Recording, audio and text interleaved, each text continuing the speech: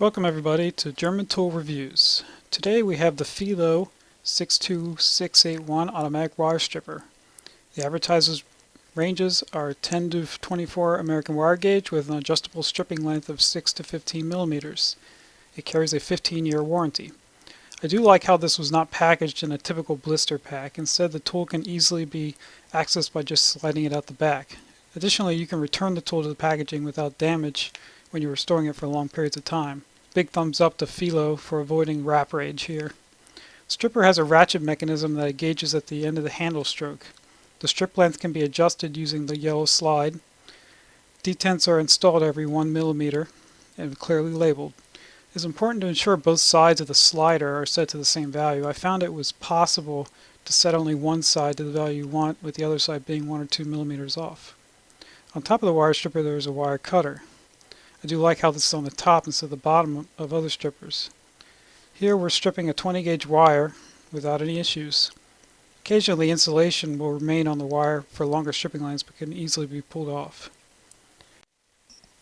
Checking the strip length with calipers to ensure that it's actually stripping the right length, we get a value of 10.32 millimeters, which is pretty close to the desired 10 millimeters of what I set it to, so no problems there.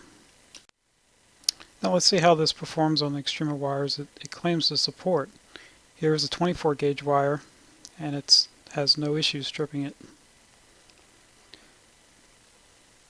Now let's try something a little bit heavier. Here's a 12 gauge.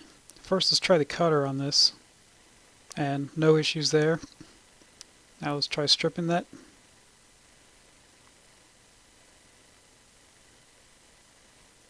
No problems. So checking the strip length of this one, we get a value of pretty much 10 right on the dot, 10.02 millimeters. So that's actually even closer than the 20 gauge was. Next we're going to try a 10 gauge wire. So first we're going to try cutting this with the cutter. And the first attempt here, it was actually a fail. It engaged a ratchet, but it didn't actually get through the wire, so we'll try it again. So the second time it did get through, but it took significant force to actually cut that wire. Now we're going to try to strip it. As you can see here, I'm struggling to get that ratchet to engage. And so I tried it on one end, so let's say I'll try it on the other end. And it looks like I had the same issue.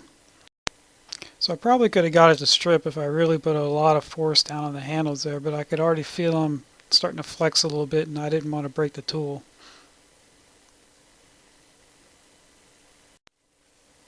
So all that wire that we were just stripping with was all PVC coated insulation.